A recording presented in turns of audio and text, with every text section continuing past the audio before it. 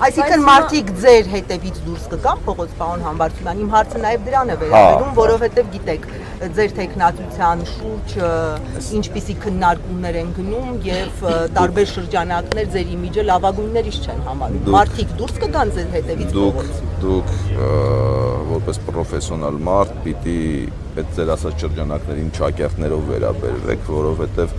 որևիցե լուրջ շրջանակ նման կարծիք չի հայտնել, նման կարծիքներ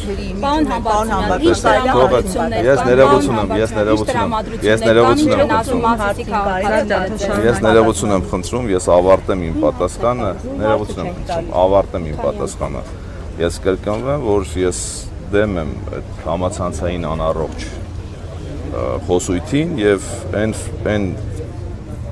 պատրաստված, ինչ-ինչ ուժերի կողմից պատրաստված